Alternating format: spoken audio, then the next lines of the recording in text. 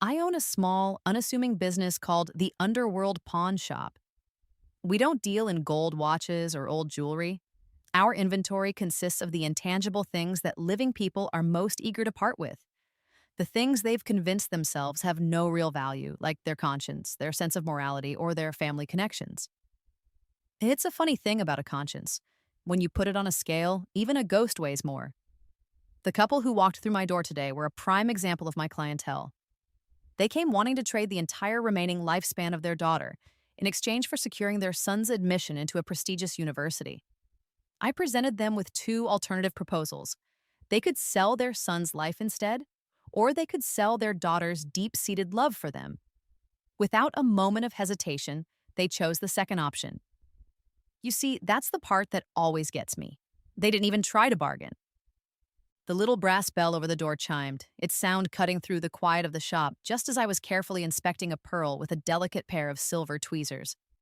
A middle-aged couple entered, the man looking nervous and hunched over, constantly wringing his hands as if trying to wash away some invisible stain. The woman, in stark contrast, seemed utterly captivated, her eyes wide as they greedily scanned the valuable-looking items displayed on the dark wood shelves lining the walls. "We want to pawn something," the man said, his voice barely a whisper. He then slapped his son's school report card down on the polished countertop. A large red circle around a grade of 58 in mathematics stood out. I gave it a cursory glance before pushing it back toward him. "This establishment does not deal in garbage," I stated plainly. The woman, however, ignored my dismissal and hurried over to a glass display case, her voice suddenly sharp and urgent. "My daughter," she declared, "will sell our daughter's remaining years." Finally, we were getting to the real reason for their visit. I carefully placed the pearl back on its velvet cushion and tapped my fingers on the large, leather-bound volume on my counter, the Book of Life and Death. The name appeared on the page as I thought of it. Ilara, 16 years old with 62 years of life still ahead of her.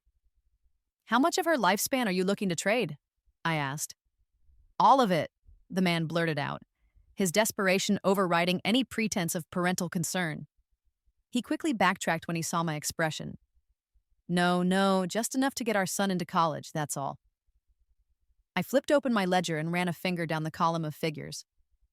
50 years of her life would be enough for a top-tier state university, I informed them, my pen tapping against the page. "If you're aiming for an Ivy League school, you would need to add another 10 years to that." I paused, letting the information sink in. "Your daughter's entire remaining life," I said, making a small calculation, "is only enough to secure a place at a standard state college." The woman's face fell, her anxiety palpable. "But she's a virgin," she protested, her voice rising. "Doesn't that increase her value?" I had to suppress a laugh. Humans are endlessly fascinating. When the time comes to sell their own daughter, they suddenly remember the art of negotiation. "There's another option available to you," I said, pushing the ledger aside to give them my full attention. "You could sell your daughter's love for you, that profound, unwavering devotion she feels in her heart. Its value is more than sufficient to guarantee an Ivy League acceptance letter." The couple exchanged a long, silent look. It was the woman who broke the silence, tugging on her husband's sleeve and whispering, not quite quietly enough, "Once a girl gets married, she belongs to another family anyway. It's not like her love for us will matter then."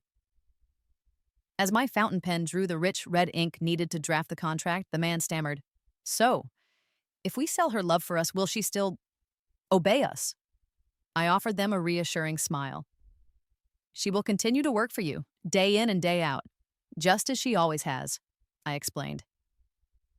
At that moment, the freshly written contract floated up from the counter, suspended in the air without any breeze to guide it, as the final clause materialized in scarlet ink. Addendum: deduct 30% from the subject's morality. They eagerly pressed their ink-stained fingerprints onto the document without even bothering to read the fine print. The copper bell chimed once more, signaling that the transaction was complete. As the woman walked out, clutching the guaranteed letter of admission, I overheard her mutter to her husband, "We really should have had a few more girls." I pulled out Ilara's life card from the book. As I rolled the thin, ethereal card between my fingers, An image began to form in the swirling gray mist within it. The woman, her future self, washing clothes by hand in the freezing cold of deep winter. She had been such a good, kind soul, and soon, I thought, she would be mine. Nix! I called to my black cat, who was napping on a stack of old books. Get the car ready. We're taking a trip to Hoy Village. The unpaved dirt roads leading to Hoy Village were so rough and uneven that I felt like my bones were going to be shaken loose from their sockets by the time we arrived. The back seat of the car was piled high with burlap sacks, all tied shut, containing last week's collection of filial piety, which was already beginning to emit a faintly sour smell. How much are we planning to take from her this time? Nix asked from the passenger seat, his green eyes glowing faintly in the dim light of the car. I didn't answer him right away. Ilara's life card was hanging from the rearview mirror, and within its gray, misty surface, I could see her. She was crouched by a stone well, scrubbing clothes in a tub of icy water, her fingers visibly red and raw from the biting cold. When you've been in this line of work as long as I have, you develop an eye for the quality of a person's soul. Some people come to my shop to sell their conscience, and when you finally extract it, it's nothing more than a lump of putrid, rotten mud. Others come to pawn their love, only for you to find a heart that's already riddled with 1,000 holes and cracks. But Ilara was different.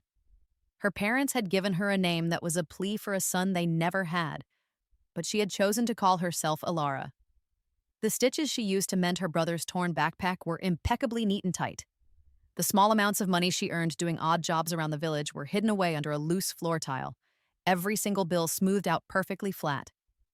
Take 30% of her morality, I said at last, my eyes still on the image in the card. The rest will be up to her.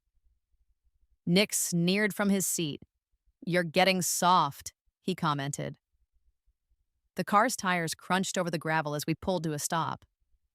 In the distance, we could hear the sound of angry shouting, punctuated by the dull thud of blows landing on flesh. Ilara's mother was beating her across the back with a heavy iron fire poker. Took you long enough to wash one set of clothes, she shrieked. If your brother's new sneakers aren't ready for him in the morning. The girl didn't cry out or protest. She just wiped her frostbitten hands on her worn apron and silently began to work faster. I put out my cigarette in the ashtray. Let's go, I said to Nix. It's time to deliver a little bit of hope. Something rustled inside one of the sacks in the back, and Nix's paw emerged, holding a gleaming, gold-plated bank card. It was the cruelest and most effective trick in the pawnshop's playbook.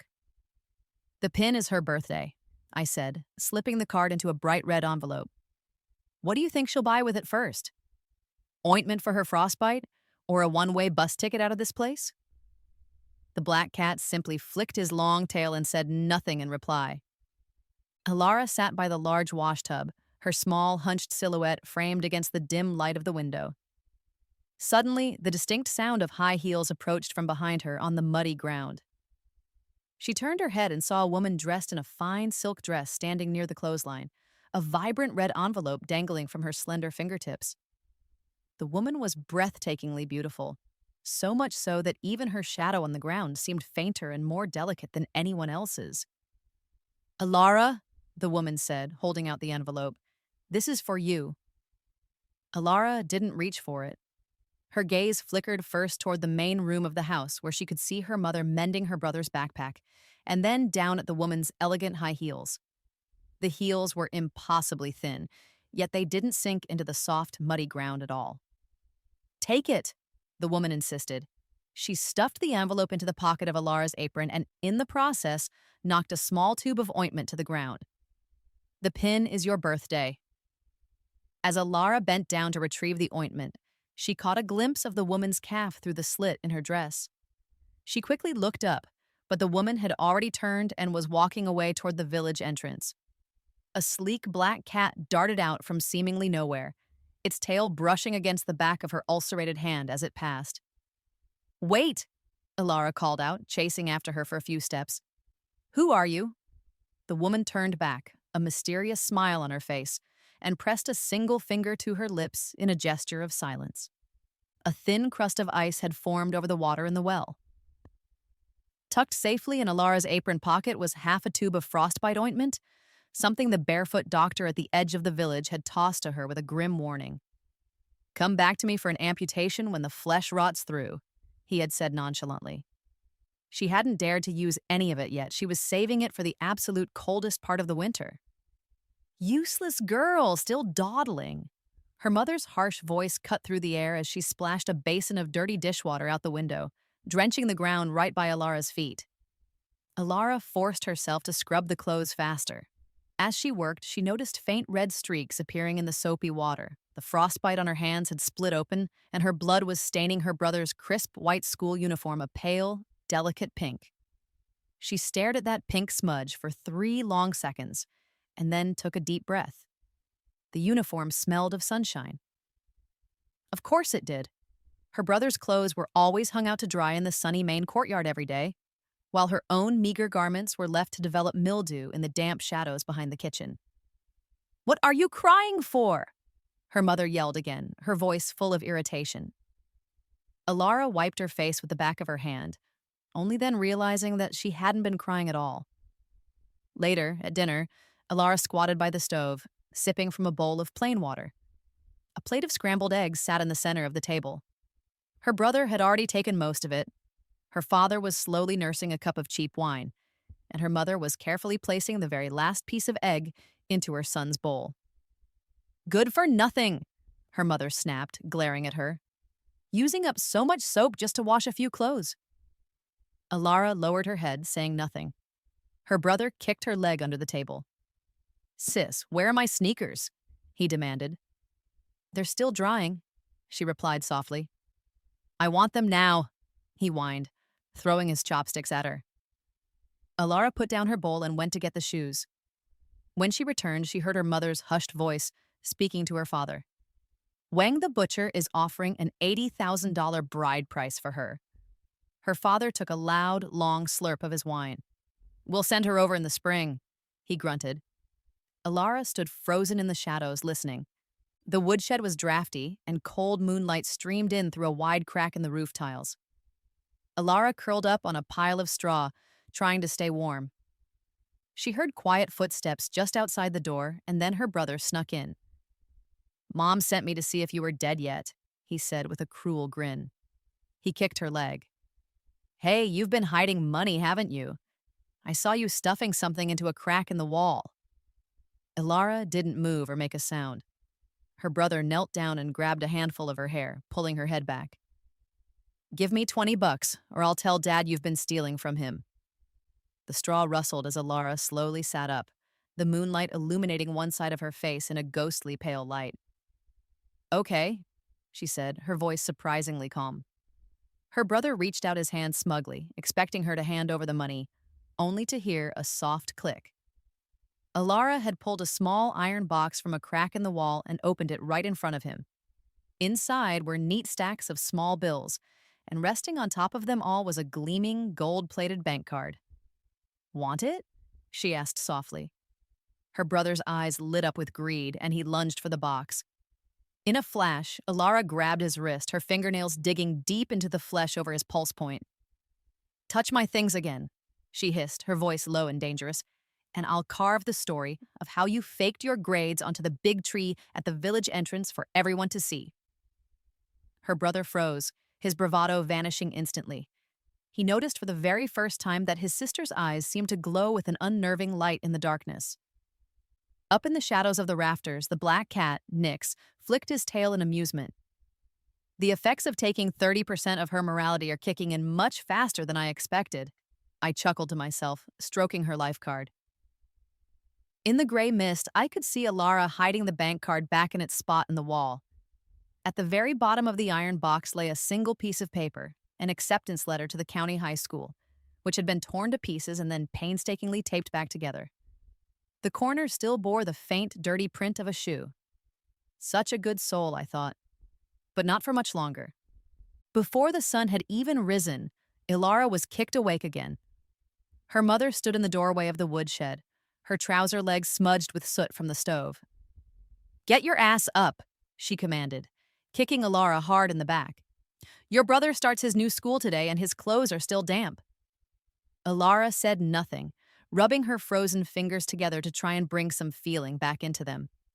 The ice by the well was even thicker now. As she drew a bucket of frigid water, she heard her brother's whining voice from inside the house. I want to wear my new sneakers. You'll wear them? You'll wear them, her mother's voice cooed, suddenly soft and indulgent. Alara, dry your brother's shoes by the fire now. Alara brought the school uniform inside. The charcoal brazier was burning brightly, and her brother sat beside it, happily munching on a brown sugar bun. Took you long enough, her mother snapped, snatching the uniform from her hands. Why didn't you scrub this collar properly? I did, Alara replied quietly. Bullshit! Her mother threw the damp uniform directly in her face. You think I'm blind? The cold, damp cloth slapped against her cheek. Alara blinked, and through the fabric she saw her brother smirking at her, crumbs of the bun stuck to the corner of his mouth. The kettle on the stove began to whistle shrilly. Her mother turned to get it, still cursing under her breath.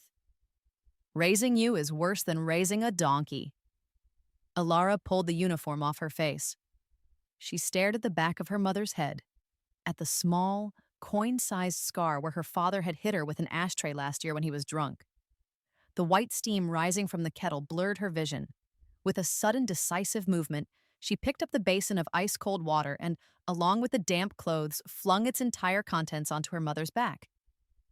The world went silent for 2 long seconds. Her mother turned around slowly, her mouth hanging open in disbelief, the brown sugar bun falling from her hand to the floor.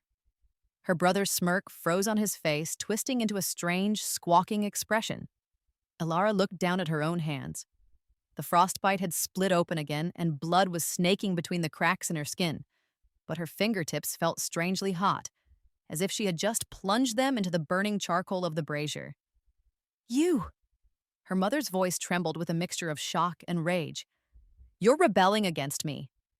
The iron fire poker swung through the air toward her, but this time Alara didn't dodge or flinch. The heavy stick hit her body with a familiar dull thud. But this time, something different happened. She heard a laugh escape her own lips.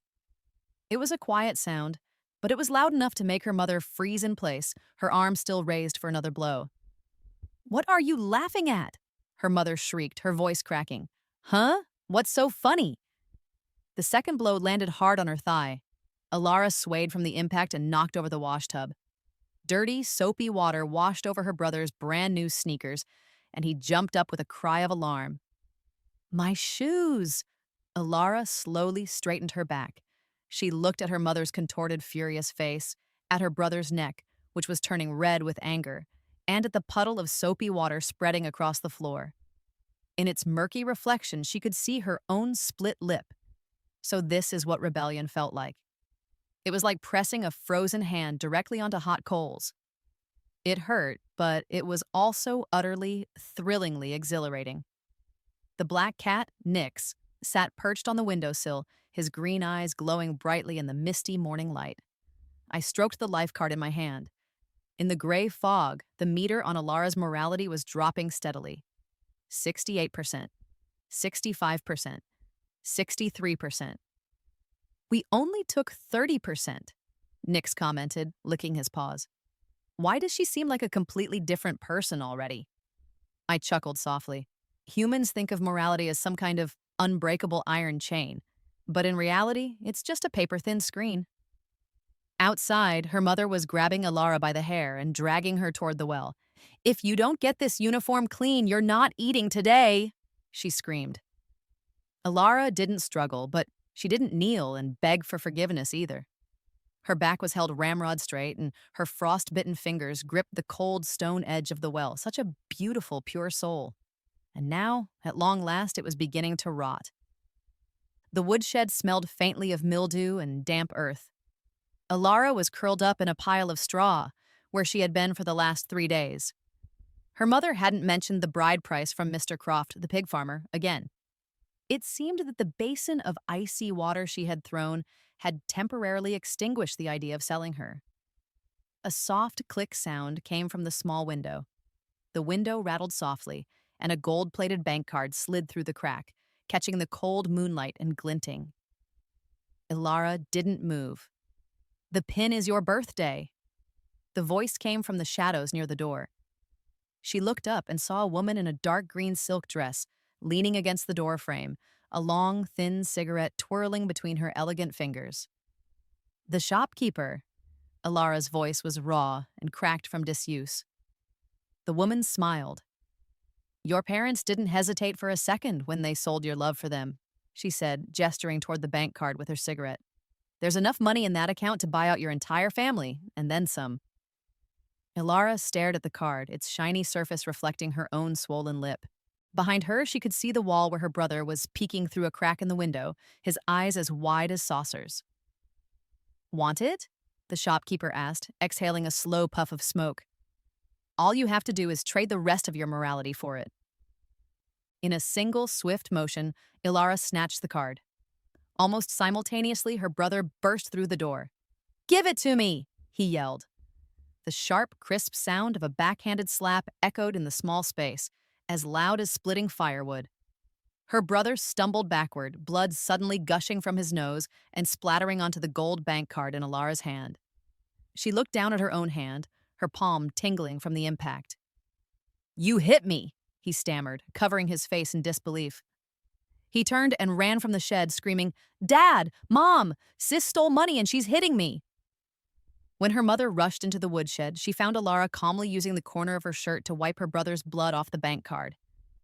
You little beast! Her mother shrieked, grabbing a handful of her hair and pulling viciously. You dare to touch your brother? Through the searing pain that shot across her scalp, Ilara saw the shopkeeper still standing in the exact same spot, the jade pendant on her dress swaying gently in the still air. It's mine, Ilara said suddenly. Just 2 words, but they made the room fall completely silent. Her mother's grip loosened in surprise. For the first time, she truly looked at this daughter of hers. Ilara's eyes were terrifyingly dark and empty, and that strange, unnerving smile was still playing on her lips. What's yours or mine? Her mother's voice was shaky and uncertain. All the money in this family is the $80,000 bride price from Mr. Croft, Ilara said slowly, prying her mother's fingers away from her hair one by one. Is the price for selling me. She held up the gleaming bank card. This, she declared, is the price for buying my life back. Her brother ran toward the main room, yelling for their father. Up on a rafter, Nix leaped gracefully, his tail sweeping through a dusty spiderweb. Down to 62% morality, he muttered. She plays rough. I flicked the ash from my cigarette. The gray mist on the life card was churning violently.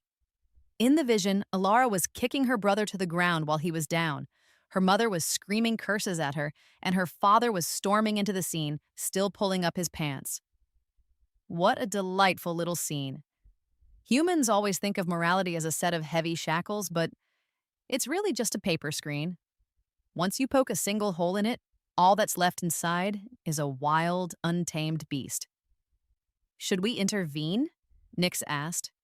I smiled softly. Let's wait a little longer. Outside the window, Ilara had already backed up to the edge of the well. The leather belt her father was swinging split the wooden water bucket, and her back was pressed hard against the winch. Such a good soul. And now the fight to the death was truly beginning. The sharp shards of ice on the edge of the well dug into the thin soles of Ilara's feet. The belt in her father's hand hung in midair, its heavy brass buckle glinting coldly in the moonlight. Her mother was still clutching a lock of her hair, and her brother's nosebleed dripped onto the white snow, looking like scattered red berries. Hand over the card! Her father's voice was tight with restrained fury. That's my money. Ilara didn't move. The sharp edge of the bank card was cutting into the palm of her hand. Her mother let go of her hair and took half a step back. Ilara, she cooed, her voice suddenly soft and gentle, the same tone she used to use when coaxing her brother to take his medicine. How about Mom makes you some nice brown sugar soup? Ilara looked at her mother's hands. The same hands that had been choking her just moments ago were now making a gesture of maternal love. The belt whipped down suddenly and violently. Ilara sidestepped, and as her father stumbled forward off balance, she grabbed her mother's collar. With a heavy thump, her mother fell backward into a deep snowdrift. Snowflakes clung to her mother's eyelashes, and she blinked rapidly, looking like a dazed hen. Her brother was so shocked he forgot to wipe his nosebleed, and the belt in her father's hand clattered to the frozen ground. "Are you crazy?" Her mother's voice trembled from the snowdrift. Alara bent down and picked up the belt. The brass buckle was still smeared with her own blood. "I've been crazy for a long time," she said. Her brother whispered, "Sis, you seem different."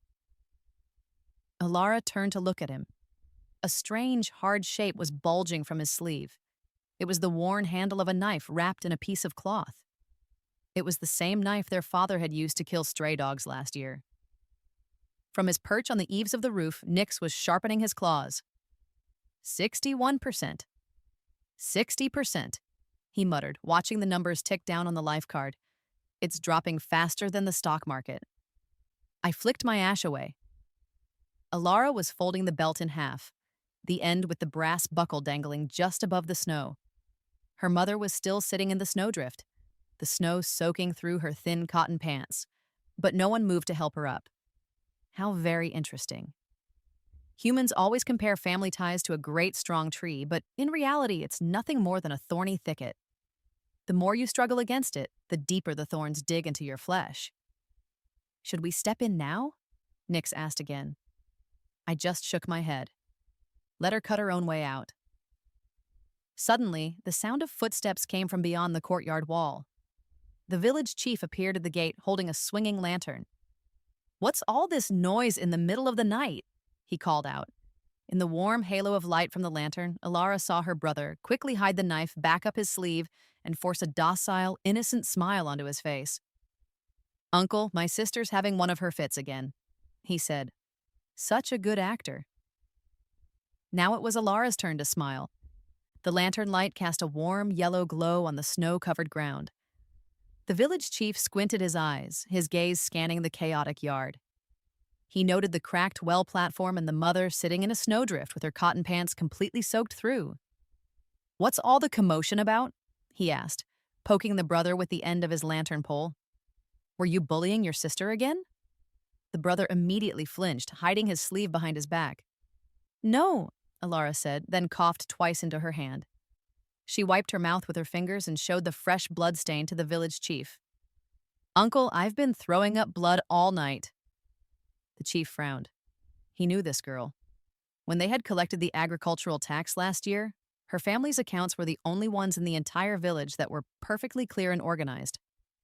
"Old you," he said, the lantern light now shining directly into the father's face. "Your daughter is this sick and you're still hitting her. Secretary Wang is coming for an inspection tomorrow. If she dies on your watch, are you going to be the one to take the blame?" The father's Adam's apple bobbed nervously in his throat. He kicked the overturned washtub in frustration. "Go to bed," he grumbled. Later, in the quiet of the woodshed, Alara pulled the small iron box from its hiding place in the wall. Inside was $327.60, a small packet of laxative powder she had bought from the county pharmacy, and a half-completed work permit for the city. The village chief had given her a long, questioning look when he stamped it, but he hadn't asked why an 18-year-old girl was planning to go to the city all by herself. The bank card was still there, safe. She took out $200 bills and carefully sprinkled the white powder over the portrait of the chairman. When she put the money back in the box, she intentionally left a small corner of one bill sticking out. A shadow flickered past the crack in the window. Alara lay back on the straw and pretended to be asleep. Nix, perched on a rafter above, flicked his tail. "Crude," he sniffed. "You really think the kid will fall for such an obvious trap?" I stroked the life card. In the gray mist, the brother was carefully prying open the iron box. He grabbed the bank card first, then hesitated for a moment and put it back, taking only the two doctored $100 bills. Not entirely stupid, then. "When humans get greedy," I chuckled, "they're worse than any dog." Nix's ears suddenly perked up. A new scene appeared in the mist. The brother snuck into the kitchen and stuffed the money under the steamer basket, paused for a moment, and then took it out again. The next morning, when his mother heated up the buns for breakfast, the powder would contaminate the entire family's meal. Should we warn her? Nix asked. I flicked the cat's ear gently. Since when did you become a saint? Just as dawn was breaking, Alara heard her brother wailing. My stomach hurts. I have to go. Her mother panicked and knocked over the chamber pot in her haste. Her father, pulling on his pants, yelled, Hold it in! You have a practice exam today. As the outhouse door slammed shut, Alara was outside, airing out the family's quilts. Her brother ran out of the outhouse with a yellow liquid dripping down his pant leg, his mother chasing behind him, trying to wipe him clean as they went, all the way to the village entrance. A few children on their way to school pointed and jeered, Finn pooped his pants! Alara held the quilt, watching her brother limp toward the school. A piece of paper fell out of his backpack, and the wind blew it right to her feet. It was a math practice test. The 88 he had written in to change his grade was fading, and the original 58 was showing through. She stepped on the test paper and wiped the frostbite ointment from her hands onto her pants. The flickering kerosene lamp cast her parents' long silhouettes onto the paper window. Mr. Croft raised his offer to $100,000, her mother whispered. He's making the down payment the day after tomorrow. Her father took a long swig of wine. The girl's been acting strange lately. Perfect. We'll marry her off and let her new husband deal with her. She must have been the one who poisoned him today. Alara stood just outside the window, clutching her brother's dropped test paper. As the cold night wind tore their conversation into pieces and carried it away, she heard a soft meow behind her. A black cat sat on the wall, its green eyes glowing like two small, eerie lanterns. Snow began to fall sometime after midnight. Alara crouched under the eaves of the woodshed, watching the delicate snowflakes settle on her brother's test paper. The number 58, which had been written over and over again in the margins, slowly blurred and disappeared under the white blanket. From inside the house came the sounds of rummaging. She gently pushed open a crack in the window.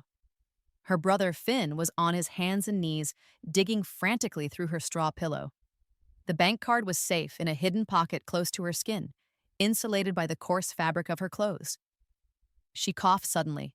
Her brother jumped in fright. Alara pushed the door open and walked in.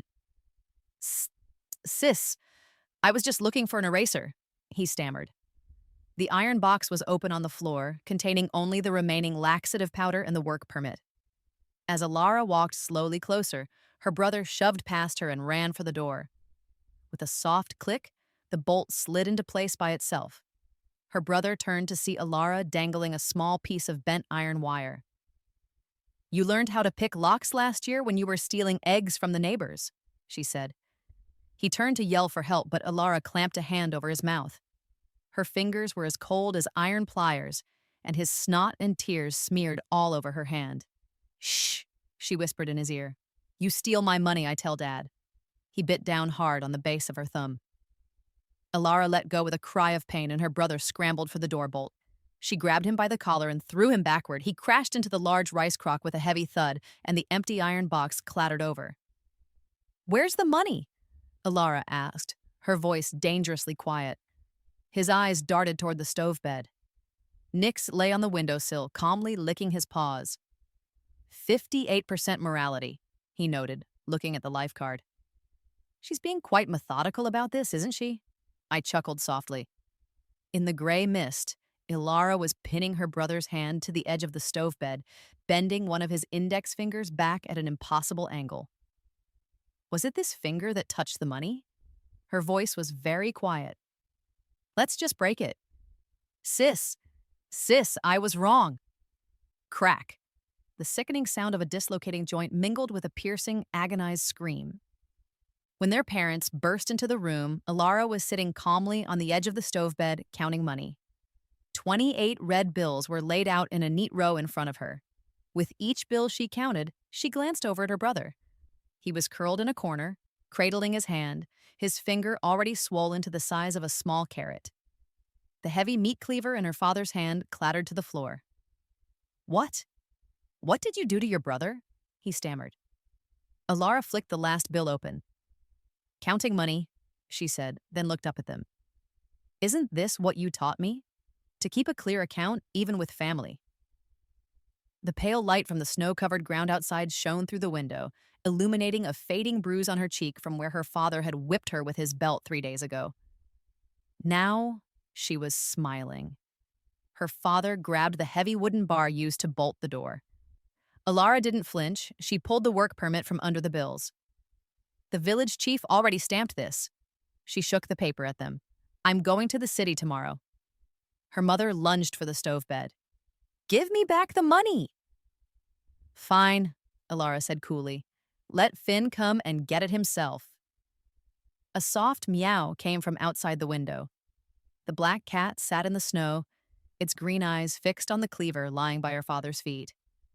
When the heavy door bar came crashing down, Alara didn't dodge. The wood grazed her ear and slammed into the floor, splintering it.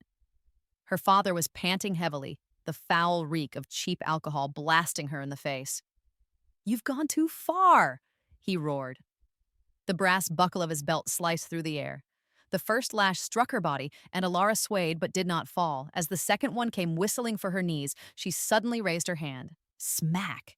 She caught the belt in midair. Her father's eyes widened in shock. This daughter, who had never once fought back, now had a grip like an iron vice. Medical fees, 200, she said, her voice flat. Her father was stunned into silence. What? Lost wages, 3,000, she continued, prying his fingers open and pulling the belt from his grasp, inch by inch. And for pain and suffering. The belt suddenly whipped in the other direction. Whack! The brass buckle split open a deep gash on her father's face. He stumbled back, touching the warm blood that streamed down his cheek, his expression one of pure horror. Alara flicked the belt. Now you owe me 3,240. Her mother screamed and lunged at her, scratching at her face. Alara sidestepped easily. Her brother cowered by the stove bed, cradling his swollen finger and trembling uncontrollably. Old you! Old you! Her mother's voice was a piercing shriek. Go get Mr. Croft! Have him drag her away right now! Her father was still in a daze, his face half covered in blood. Alara folded the belt in half. The end with the buckle dangled, gently tapping her brother's dirty shoe print on the floor. Fine, she nodded. I'll marry him. The whole family froze. Alara bent down, picked up the work permit, and smoothed it out. First, she said, let's settle the bill. Nix yawned on the rafter. 55%. He flicked the life card with his paw. It's dropping faster than the snow is melting. I stroked my pipe. In the gray mist, her mother was rummaging frantically through chests and cabinets, searching for money. Of course she wouldn't find any. Every single cent Alara had saved over the years had been converted into that single gold-plated bank card, which was now pressed safely against her chest, warm from her body heat. Should we intervene? Nix asked. I smiled softly. Look at her eyes. The gray mist focused on Alara's pupils. There was no fear, no anger, only a cold, calculating resolve. Such a beautiful transformation. Her mother slipped out of the house in the middle of the night. Leaning against the woodshed window, Alara mentally cataloged the items her mother had hidden in her coat.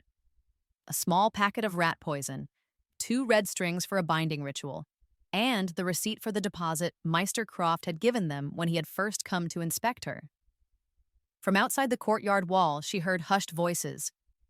The girl's got a mean streak. We'll need more money to handle her. It was Mr. Croft. Once he's had her for a night, she'll learn to be obedient, her mother replied. The pale light from the snow illuminated Alara's hand. Using her brother's pencil, she drew a neat line on the wall. 3,240, she wrote, the debt her father owed her. Beneath it, she added another line in small, precise letters. Selling price, 100,000, firm. Before dawn, Mr. Croft arrived. He stood in the main room, pinching a piece of red paper between his thick fingers, his thumb pointing to a blank space. Put your thumbprint here, he ordered. Alara didn't move. Her mother pushed her from behind. Useless girl, didn't you agree yesterday? Alara looked down at the marriage contract. On the coarse paper, the words of her own free will were scrawled crookedly. Underneath them, Someone had drawn a small childish turtle, her brother's handwriting. Mr. Croft grinned, revealing yellowed teeth. Your brother said you like turtles. She reached out and took the contract. Then, Alara suddenly smiled. Nix poked his head out from a rafter. 54%, 53%. My fingertips tapped lightly against the bowl of my pipe. In the gray mist, Alara's smile was as thin and sharp as a razor blade. Her mother wrung her hands and took half a step back, suddenly uneasy. Her father squatted on the doorstep, smoking in silence, refusing to look at her. I'll marry him, Alara said. Her mother let out a long, audible sigh of relief and hurried to get the ink pad. But Alara folded the contract neatly and tucked it into a hidden pocket in her clothes. After the deed is transferred, she announced. What deed? Mr. Croft was confused. Alara pointed to the heavy wooden rafters above their heads. This house was left to me by my grandfather. It needs to be transferred to my brother first. She looked directly at her parents. Right? Her father looked up from the ground. The snow had stopped falling, and the courtyard was eerily silent. Ilara crouched by the well, holding the small iron box. Her brother was peeking through the kitchen window. Sis, are you really going to marry him? He whispered. Do you want me to? She countered. Mr. Croft's last wife hanged herself. Ilara watched the ripples her breath made in the cold water of the well. The day you stole my money? She asked softly. Were you hiding a knife? Her brother's face went pale. While a loud argument erupted in the main room of the house, Ilara sat quietly, mending a plain blue cloth shirt. We can't touch the house, her mother was saying. Finn needs it to get married. Mr. Croft's piggy eyes glittered with renewed greed. Then add another $50,000 to the bride price, he demanded. Useless girl, what are you doing? Ilara was standing before the ancestral altar, holding the marriage contract and bringing it dangerously close to the ever-burning oil lamp that sat in front of the memorial tablets. The flame shot up instantly, charring and curling the corner of the red paper. With a splash, a basin of well water doused the flame, spattering gray ash all over the sacred ancestral tablets. Her father raised a stool to smash over her head, but Ilara shook open the sopping, wet, partially burned contract. Let's put our thumbprints on it now, she said calmly. The blood-red words of her own free will were blurred and running down the page like a tear-streaked face. Mr. Croft looked from Ilara to her frantic parents, then grabbed his hat and left without another word. Bad luck, he muttered as he went. Her mother collapsed to the floor, pointing a trembling finger at Ilara. You. Ilara pressed the soaked, ruined contract onto the altar table and turned to leave. Behind her, she heard her father's enraged roar. We'll tie her up and drag her there if we have to. Nick sat on the roof of the woodshed, a thin wisp of green smoke curling from the tip of his tail. 52%. He tilted his head. I stroked the life card. In the gray mist, the needle Ilara was using to mend the shirt appeared, sharp and glinting. Humans always think that if you burn a contract, it no longer counts. I chuckled. Outside the window, her mother was painstakingly piecing the charred fragments of the contract back together, while her brother secretly drew another small turtle on it. Such a perfect setup. Now it was their turn to walk into the trap. Mr. Croft returned, but this time he brought 4 of his burly cousins with him. They squatted by the courtyard gate, smoking cigarettes and watching the house. Her mother dug a faded red jacket out from the bottom of a chest, the collar still stained with ash from the ancestral worship ceremony 2 years ago. Put this on, she ordered, throwing it at Ilara, and wipe that miserable look off your face. Ilara bent down and picked up the jacket. I'll marry him, she said softly. Her mother, stunned for a moment, broke into a wide, triumphant smile and yelled to the men waiting outside. She's agreed. In the main room, the down payment was piled high on the wobbly table. 10 thick stacks of bills, the bank wrapper still intact. Her father's rough, calloused fingers stroked them over and over as if he were caressing a woman's thigh. Her brother leaned over the table, pointing at one of the unsteady legs. Dad, my exam admission ticket. Alara squatted by the stove, feeding sticks into the fire, her face calm and unreadable in the flickering light.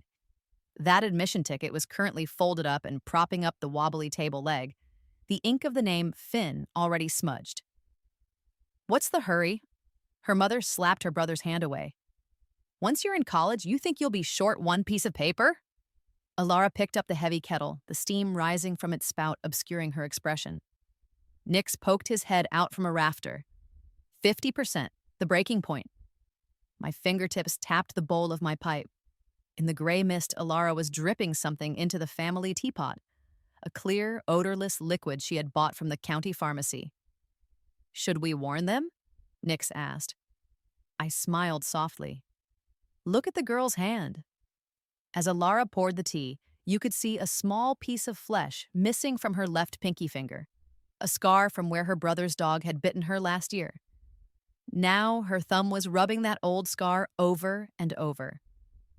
Serve the tea, her mother pushed her forward. The first cup went to Mr. Croft, who groped her wrist as he took it. The second went to her father, who downed it in one gulp before going back to counting his money. When it was her mother's turn, a loud crash came from outside. The table had collapsed. Her brother's admission ticket was soaked in spilled tea. My ticket! My college admission! He wailed like a pig being slaughtered. His mother scrambled to grab it, but her legs suddenly gave out from under her, and she fell face first into the pile of money. Mr. Croft clutched his stomach and managed to stand up, only to drop to his knees again with a heavy thud. Her father was the first to react, grabbing a stool to attack Alara. He froze mid-swing, a dark stain slowly spreading down the front of his pant leg. Alara stood up, her red jacket looking like a ball of fire in the dim room. She looked at the men writhing on the floor and said softly, "The drug lasts for 3 hours." She turned and picked up her pre-packed cloth bag. "That's enough time for me to walk to the county seat." Her brother grabbed her leg. Sis, I feel sick," he moaned. Alara pried his fingers off and poured the last half cup of tea into his mouth. "Now you're all the same," she said. Nix leaped onto my shoulder. "Was that your poison?" I shook my head and showed him the scene in the gray mist. Alara at the pharmacy counter, carefully counting out small bills with her frostbitten hands. "I want the one that hurts the most," she had told the pharmacist, "but won't kill them." Such a clever girl, she knew that destroying the soul was always a more satisfying punishment than simply killing the body. The footprints in the fresh snow led to the edge of the village and then vanished completely. Alara crouched in an abandoned, crumbling earth god temple, counting her money for the 10th time.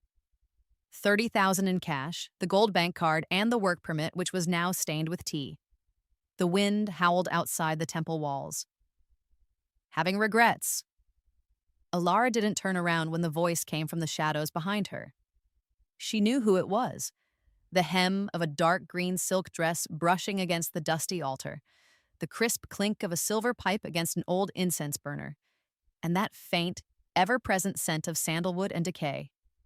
The shopkeeper's fingers rested lightly on her shoulder. "Take a look at the future you just gave up." A blinding white light flooded Alara's vision. She saw herself in that same red jacket, being dragged into a back room by Mr. Croft. A thick hemp rope, the kind used for hanging, was coiled on the headboard of the bed. She saw herself miscarry at 5 months pregnant, her mother counting the compensation money from Mr. Croft and saying, "Finally got a return on our investment." Finally, she saw herself dying in the dead of winter, barefoot and curled up beside a pile of firewood, as she overheard her parents talking. "We should have had more daughters to sell. 100,000 each is better than raising pigs." The vision snapped off as quickly as it had begun. Alara's hands were covered in gray ash from the incense burner. The black cat, Nix, sat on a wooden beam above, licking his paw. 49%. She's a stubborn one." I tapped the ash from my pipe. Alara stood up and pulled the burned, water-damaged marriage contract from her hidden pocket. The word "voluntary" on the red paper was a blurry, illegible mess, but Mr. Croft's thumbprint was still clear and distinct. "Burn it," she said, her voice hoarse. I chuckled. You can burn the contract, but can you burn away your fate? The flame of the ever-burning lamp on the altar flared, and the contract turned to ash in Alara's hand. But from within the dying cinders, a corner of yellow paper emerged. It was hell money. The denomination was $1 billion, with Mr. Croft's smiling, leering face printed on the front. The sounds of an approaching crowd grew louder outside, and the bobbing lights of torches began to close in on the temple. Search everywhere. That damn girl couldn't have gotten far. Her father's voice was still strained and weak from the effects of this drug. Alara clutched the hell money and suddenly laughed, a sound so jarring and harsh it seemed to crack the old clay statue of the earth god. The light of the torches was already at the temple door. Alara stuffed the hell money back into her pocket, her thumb brushing against Mr. Croft's smiling face. The paper was ice cold to the touch. Leave through the back window, the shopkeeper's voice floated from the darkness. Or stay and collect your debts. Alara didn't move. She looked down at her hands, split open and bleeding from the frostbite. Then she pulled another piece of paper from her coat, her father's IOU. 3,240, she said. The interest is 10 times that. Nix's tail shot straight up. 48%. She's got some nerve. The debt collectors arrived the next day. 3 men in dark sunglasses blocked the courtyard gate. The leader tapped the IOU with a heavy steel pipe. Old you, with interest, you owe 87,000. Her father clutched his stomach, still weak. I never borrowed. Clang! The steel pipe smashed the large water crock to pieces. It's here in black and white. Her mother pointed a shaking finger at Alara, who was standing by the well. She'll pay! She has money! The debt collector turned, the winter sun's glare reflecting off his sunglasses. Is that your daughter? Alara looked up, her voice quiet and even. It's only right for a child to pay a parent's debt. The steel pipe pointed at her brother. Then we'll sell the sun to cover it. The black cat flicked its tail from its perch in the leafless jujube tree. Tsk, professionals, he purred. I stroked the life card. In the gray mist, I saw Alara counting money with her frost-bitten hands. $300 bills, which she had given to the toughest gangster in town. The interest calculation is wrong, I chuckled to myself. She should have asked for 120,000. Nix tilted his head. Why? His son is worth that much, I replied. In the mist, her brother was secretly hiding a kitchen knife in his cotton jacket, along with the deposit receipt from Mr. Croft. In the main room, the debt collector slapped the IOU on the table. 3 days. If you don't pay, we take the house. Her father dropped to his knees, grabbing Alara's pant leg. Alara, Dad was wrong. Alara looked down at him, at this man who had once whipped her with a belt without a second thought. Who does the house belong to? She asked suddenly. Her father froze. To your brother, of course. Alara snatched the IOU from his hand and slapped it across her brother's face. It belongs to you, she said. Her brother suddenly lunged. His jacket tore open and a kitchen knife flashed in the sunlight. Thwack! The blade sank deep into the tabletop, missing Alara's fingers by less than an inch. The debt collector immediately pressed his steel pipe against the brother's throat. We'll take him as payment, he said. Perfect. The snow started falling again. Alara stood at the gate, watching the debt collectors beat her brother in the snow. Her father was on his knees begging them to stop, while her mother tore at her own hair like a madwoman. What a show! She pulled out the hell money. Mr. Croft's smiling face was now stained with a smear of her own blood. Are you ready to make a deal with me now? The shopkeeper's voice came from the shadows behind her. The snow stopped, and it seemed the entire village had crowded outside the Yu family's courtyard to watch the spectacle. Alara stood by the woodpile, holding her brother's school bag. The name Finwas scrawled on the corners of all the textbooks. Sis, her brother's voice was hoarse, blood from the beating still crusted on his lips. Those are my books. Alara ignored him. She pulled the hell money from her coat and gently tucked it inside a thick math textbook. I traded his future for money, she said to no one in particular. 30,000. A match flared, and the tiny flame licked at the plastic cover of an SAT prep book. Nix, perched on the wall, twitched his tail nervously. 47%. We're at the breaking point. My fingertips tapped my pipe. In the gray mist, Alara's pupils reflected the growing fire, looking like two melting lanterns of ice. It's not enough, I murmured. The fire roared to life, eagerly devouring her brother's notebooks. A test paper with a forged 88 curled and blackened, the original 58 appearing in the ashes for a moment before disappearing. A few snickers rose from the crowd. My college chances!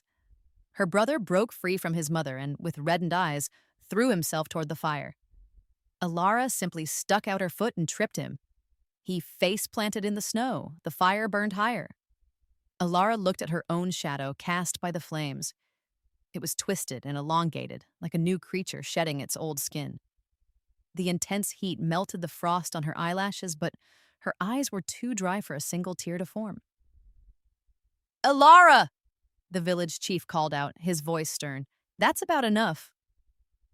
Alara pulled a burning stick from the fire and used it to light the last English textbook. "Fine."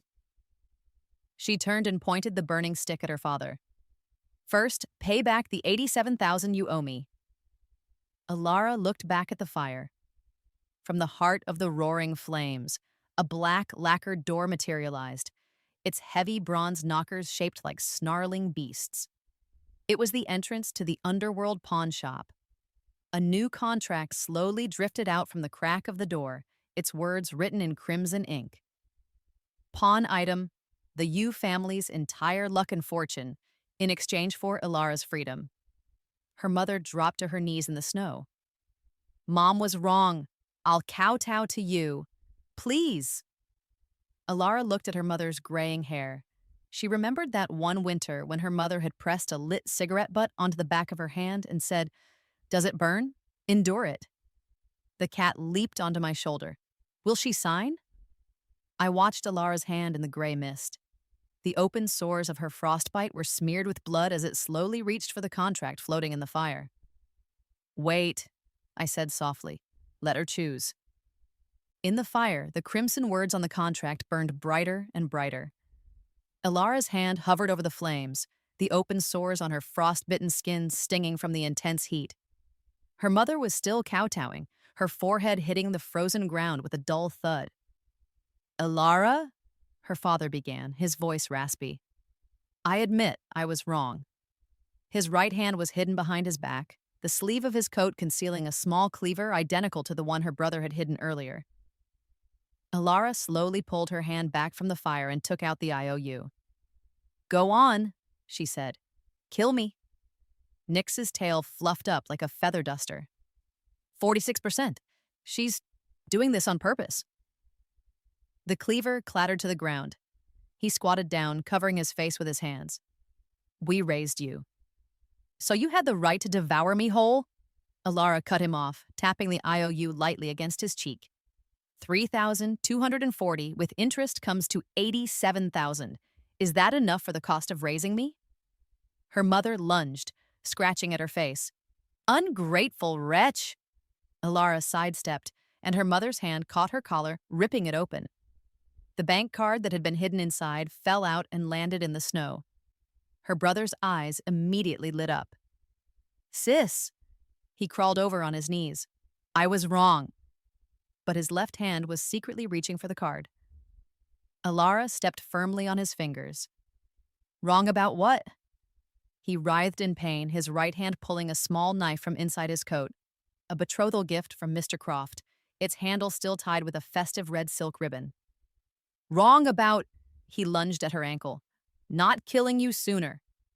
The tip of the blade was an inch from her skin when he suddenly froze. He saw that Alara had pulled a burning log from the fire, and the flames made it look as if she had two distinct shadows. The burning log hovered just before her brother's eyes. Alara's foot was still pressing on the hand he'd used to try and steal the bank card, the pressure just enough to be agonizing. His knife was frozen in midair, the red silk tassel on its handle singed by a stray spark. "Sis, I was really wrong this time." Alara stared at him. She had looked at this face for 17 years, from the infant drinking the rice water she'd stolen for him, to the boy now pointing a knife at her. The firelight reflected her own image in his pupils, twisted and distorted into the shape of a demon. She lifted her foot and lowered the burning log. "Get out!" He scrambled away, hiding behind his parents, the knife clattering to the ground. Nix leapt onto my shoulder. 45%, so ruthless! I watched Alara in the gray mist. She bent down, picked up the bank card, wiped it twice in the clean snow, and turned toward the pawnshop door that had appeared in the fire. "She's not signing the contract." Nix tilted his head. I smiled. "She already has." Alara's shadow, cast on the courtyard wall by the firelight, flickered and began to split in two. One part remained where she stood, but the other stepped toward the darkness. "Alara!" I stood at the pawnshop door and called to her. The copper bells under the eaves chimed softly. She looked back one last time at her burning home, at her brother sitting numbly in the snow, her mother holding her head and wailing, and her father secretly trying to pick up the dropped IOU. The ash from the burning textbooks swirled in the wind, drifting past her shoulders like dark snow. "Come," I said, holding out my hand. Alara's shadow split completely. One followed me into the pawn shop. The other remained by the fire, silently watching the people who were once her family. The copper bell of the underworld pawn shop chimed. Alara sat behind the black ebony counter, the silk of her new dress shimmering with a cold, elegant light. A faint brown scar was just visible on her calf through the slit in the dress. A new customer pushed the door open, bringing with him the smell of cheap cigarettes. The man wrung his hands nervously while the woman's eyes were glued to the gold items on the display shelves. "We want to pawn something," the man said, slapping a piece of paper down on the counter.